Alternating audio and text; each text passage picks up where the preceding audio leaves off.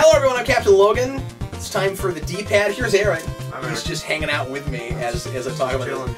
I played through the PS4 Spider-Man game. I just finished the story today, and I wanted to give a brief review, just broad, really general thoughts on this. I know a lot of you guys will have already played it. I've heard from people that have said they've already been through the story mode twice. And CJ is 100% of it. Malik's already been through the story mode twice. If I had had more time to play, I would have already 100%ed it too. So everything. Yeah. So I've never done this before. Yeah. This is one of the big things I wanted to talk about. Is I don't usually get as excited about side mission stuff as I did with this. I kept stalling out the story because I just kept stopping and doing side stuff while I was playing this. It has, of course, it's borrowing a lot from the old Spider-Man 2 game. It's really perfecting a lot of the things that did well, and it has a bunch of side things like that did, except that you don't have to like kind of stand around and wait for things to happen like you did as much in that game. They're not as random, but anyway. So there's a lot of things to collect, and but easier to find them because you can just go on your map and put a checkpoint in, and then go grab the thing that you want to grab instead of just running around like you did in Spider-Man 2 and hope you find something on a roof. And then there's, crimes that you stop, and just like Spider-Man 2 had, you'd have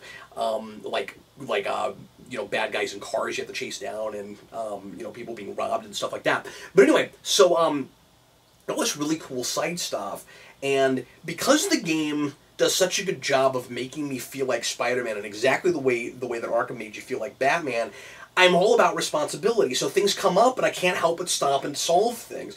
And the game doesn't give you any kind of a penalty for not doing that, which would be annoying, but also would feel a lot more genuine, or not genuine, but authentic.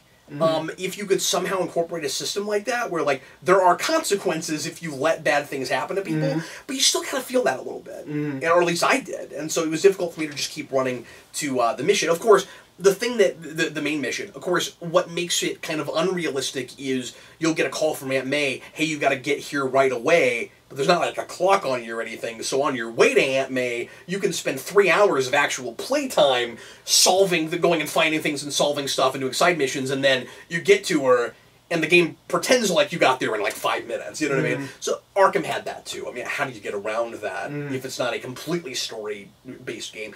It's trying to balance that with the gameplay. But anyway, so I've never done this before. I got to the end of this, 84%. Wow.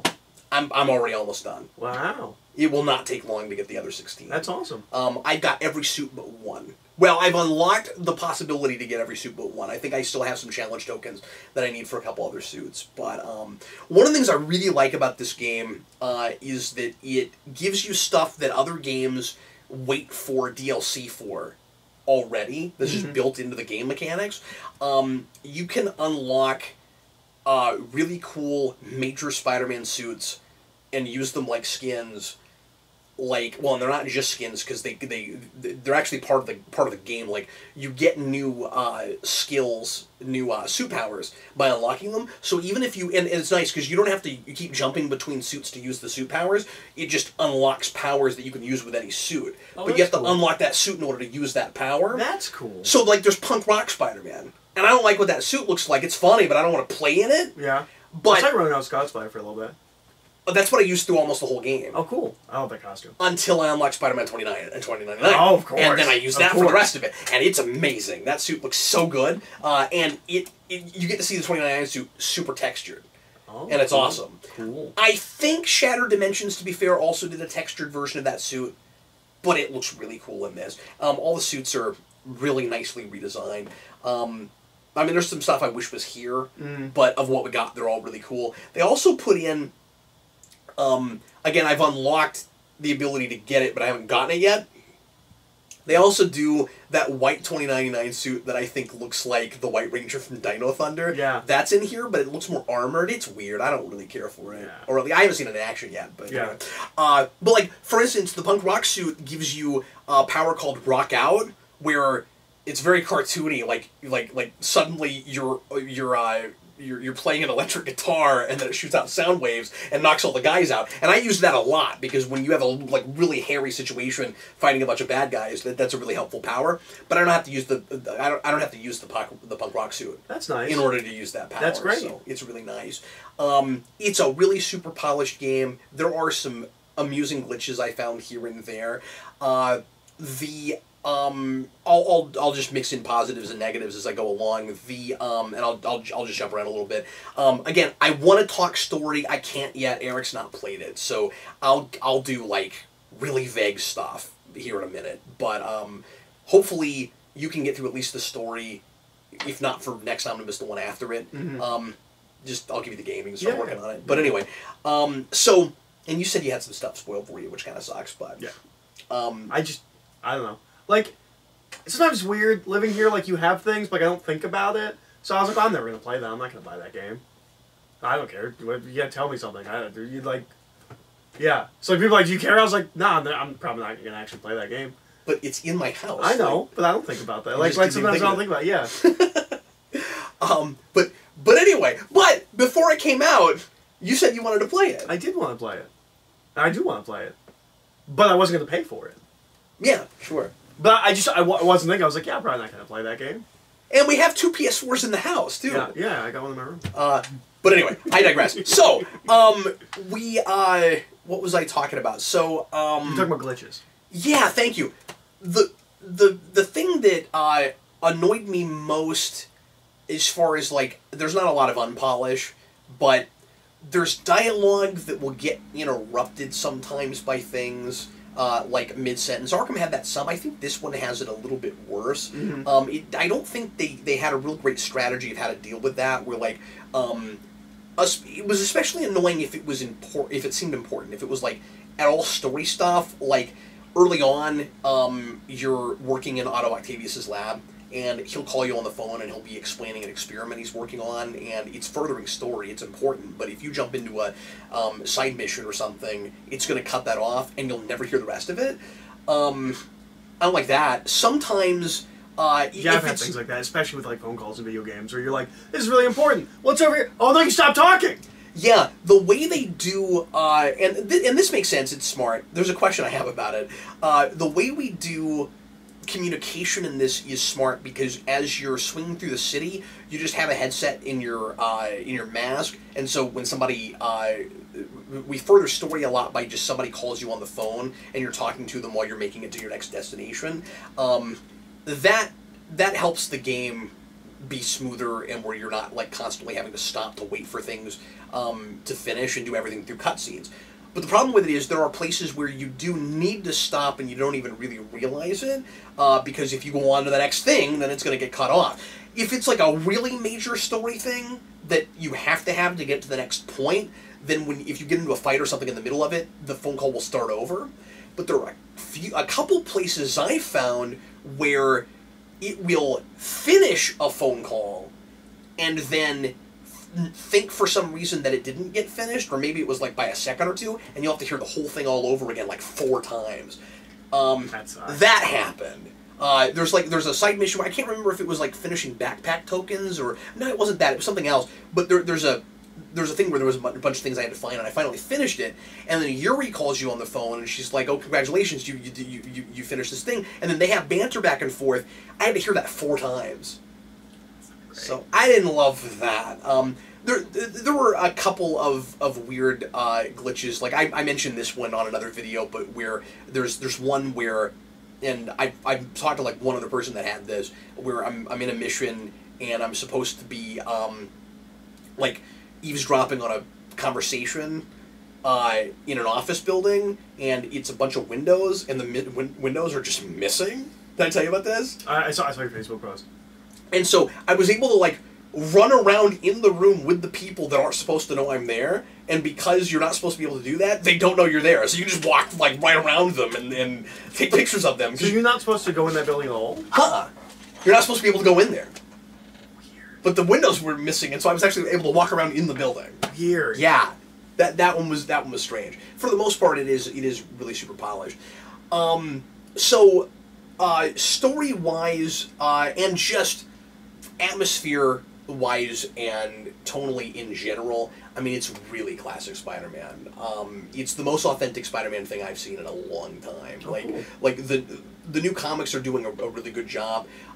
This could have been a movie. This feels like a Sam Raimi movie that's not so like cookie cutter plot wise. Mm. You know what I mean? Like Spider-Man 2 was better about it, but you know what I mean. That like doesn't have. I disagree, but well, I mean, like you don't think that's a great story, but it's less. What's the word I'm looking for? It's less formulaic than the first movie, certainly. I mean, it's still got some formula, but it's less formulaic than that movie. Sure. Is what I'm saying. I guess it turns a few things on its head. You don't expect to sympathize with Doc Ock, you know. Yeah. But this game is very Sam Raimi, but it's very a lot of other things too. Mm-hmm. Soundtrack, it's looking at that a lot. The score in this is really quite good. It's I like the main theme a lot. I was really taken in by the closing credits. It's got a really epic score. It's wonderful. I don't know how much I can say about things without giving too much away. Otto Octavius is in this.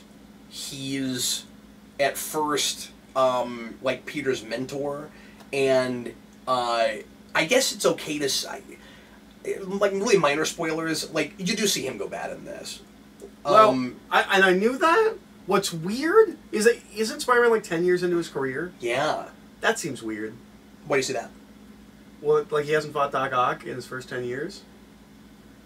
But I mean, you can really do that in any order, right? Like, that seems I don't know. It's like 8 years in, but yeah. I don't know. That just seems weird to me that you'd be that Spider-Man's been Spider-Man for 8 years and never fought Doc Ock.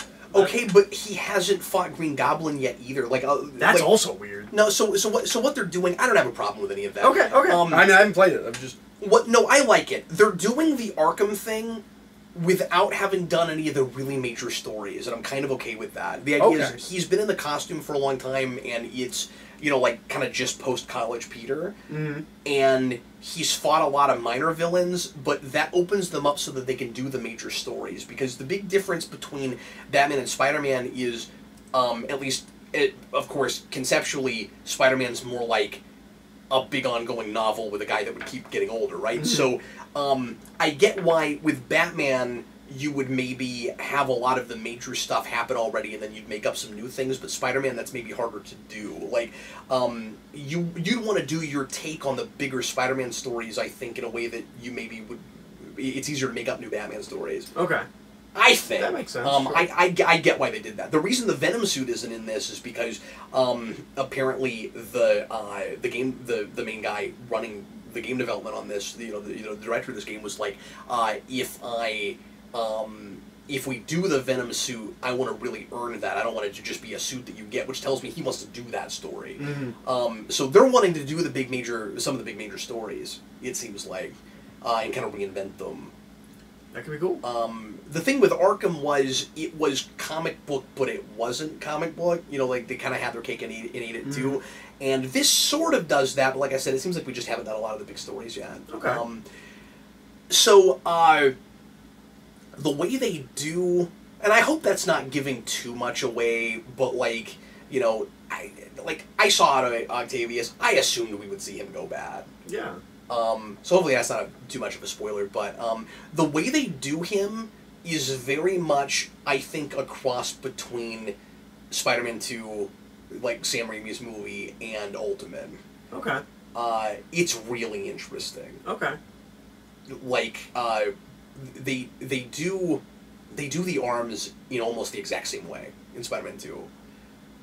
Do we have like a horror movie scene where like it's going around grabbing people? No, they don't do that. I just mean in like what it is and how it works. Oh, like it's the whole neural thing. Yeah. Okay. Well, actually, I don't think it's sentient, but just the neural interface thing and all of that.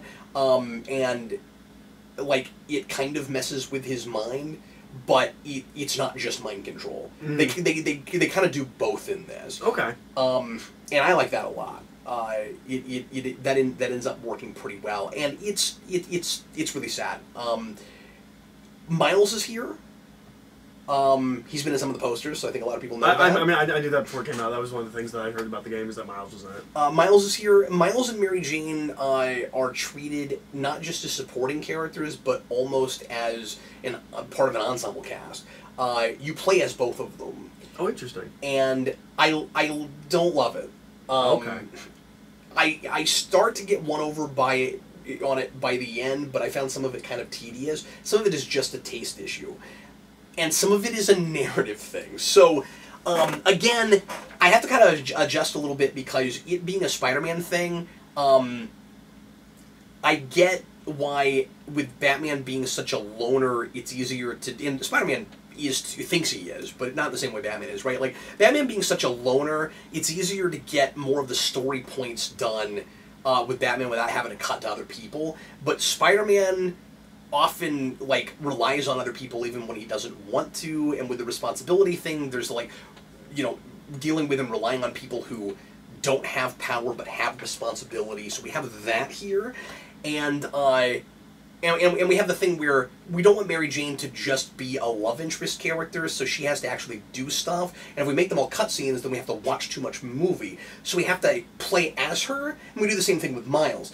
The thing with the issue I have with Mary Jane, especially early on, is like I get used to multiple protagonists. I can get behind that as I go along. At first, I'm just like, don't take me outside of Spider-Man. Like I don't want to do that. You know what I mean? Like he's my POV character. Don't interrupt that. You know, I'm a stickler for that.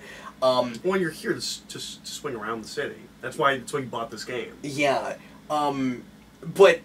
But even narratively, I'm just like, don't do that. And the biggest problem is that we do some of them in flashbacks. So Mary Jane will show up, or like when we first meet her, we're in a museum and we're taking out some bad guys, and then she's there, and we meet Mary Jane, and we're like, oh hey, you're here. What are you doing here? And she's like, well, I'll tell you.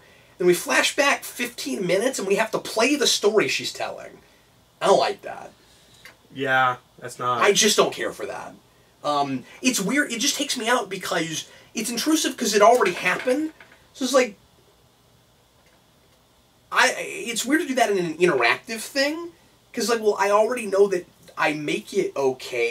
It's like, I'm playing as some other character that's talking to me now? That's weird. Like, if you just jump to another character that furthers the narrative, like... chronologically, that's better. And then we start doing that later, and I don't mind that as much. And that it's always that way with Miles. And ultimately, I think I like it a lot more with Miles, especially when bad, tragic things happen, and you have to like live in the moment without powers. Like it's effective. Like, I get why we're doing that with him. It's better. But that's all stealth. That's all just like you're trying to get through something and not let the bad guy see you. It's the go now thing in in Matrix Path of Neo. Oh, okay. But a bunch of it, and I got bored with that. Some of it's more fun than others. Toward the end, it gets a lot better. I like the one with Mary Jane in Norman Osborn's building. That one's more fun. And kind of challenging. But anyway, the combat is awesome. Is it? It's so much fun, yeah. And partly I'm saying that because I'm better at it than I am Arkham. I started to really get in a rhythm with it. I think it's really intuitive. At first, it feels like there's kind of too much you have to deal with and know, but what's nice is it's really freeing because, like, there are combos and things that you unlock as you go along, but you don't unlock the major moves. You have them all already because you're Spider-Man. You already know how to do things. So there's a whole lot of spider sense flashes and you dodge things, and once you get used to, oh, you mean I never have to jump away from something, I just press this button and I always dodge it, it makes life a lot easier. Like, once you figure that out, it's really nice. And what's cool is you can have like 3 things coming at you at once, and when you dodge, it dodges everything. So you don't have to worry about like, well, like I've got all this stuff coming at me, do I have to dodge, then dodge again? It's like, if I'm fighting a guy that has like a shield or weapons or something, and I need to press the spider sense button to duck under him, because that's what that does. Like, if you're fighting a guy and you dodge, it ducks under him. then you get behind him and you can beat him, right? That's also going to dodge anything coming at you. And so it's really nice. It's really intuitive. I enjoy the fact that, unlike Arkham, you can jump into a room with people with guns and you don't have to be stealthy every time. There is stealth in this, but it kind of gives you the option. Like, if you're really good at combat, you can deal with a room with 30 guys with guns, because you're Spider-Man. He's agile. He can jump around everything, right? And so, like, it's in every way, it's authentic to a Spider-Man experience. Obviously, in a lot of ways, it feels like another Arkham game. But the flavor is completely different. Mm-hmm. And there are some places where I do think that it's too derivative of that. It does the Scarecrow toxin thing too obviously. Is it Mysterio? No, and it's not Mysterio. Weird. We do it not with a villain, but with a MacGuffin. Okay. Because there's a bioweapon, and you get hit with it, and it gives you hallucinations. Oh, okay. And you have to go find the antidote, and so you're fighting Uncle Ben's death. No, they don't do that. They don't do that. That's a good point. But you are fighting a villain during that, but it's not anybody that has anything to do with fear or mind control or anything like that. Mm. Mr. Negative is a good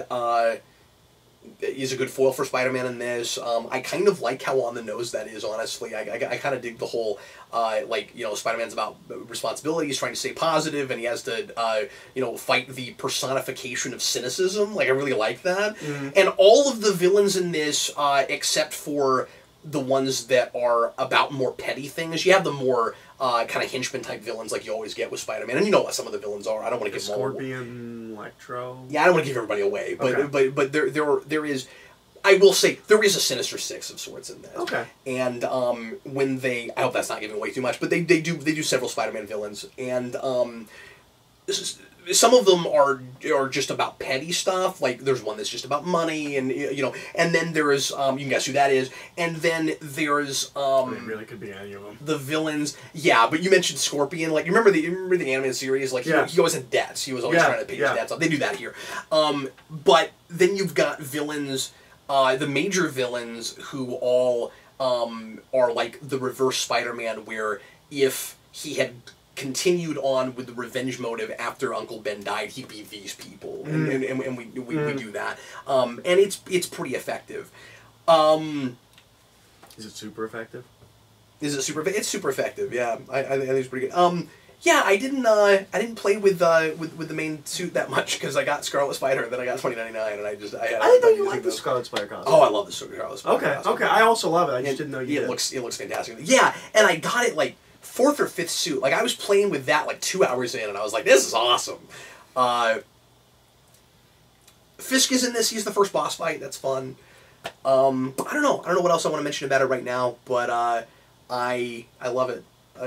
Cool. And like a lot of the big action stuff is just super thrilling. I mean, you do all the set pieces you would hope for in a Spider-Man game. Mm-hmm. You've got a big fight on a train. You've got a couple of big helicopter fights. Just all the stuff you'd hope to do. All the exploration is really fun. Giant open world. It's not both of the big islands. Okay. But it's huge. Sure. So anyway, that's super cool. I've heard nothing but good things. I guess that's all I'm going to say about this right now. There's just a million things I can talk about, but we'll talk about it more after Eric's played. Sure. Hopefully through it, but at least some of it. Yeah. But anyway, folks, thanks a bunch for watching. Sure appreciate it. Like I said, I feel like, I mean, I've been talking for 23 minutes, but I don't feel like I've said enough. But I probably said too much for anybody that hasn't played this, and that was kind of the says be great point of this. So be amazing. It's PlayStation. Oh, okay. That's PlayStation's dumb slogan. Oh, wow. Yeah, or Sony. That's Sony right now, I think. Wow. Yeah, I think that's. Oh wait, no, I guess not. No, you're right. You're right. They are just doing that as a Spider-Man thing. No, what is their slogan? It's something like that, isn't it? It's dumb. It's be moved. Be moved. Oh no, I've complained about be moved. I don't know if I did a whole rant on be moved, but if I didn't, I should have. I hate it. I hate it so much. It's like, no, I will decide, sir, if I am moved or not.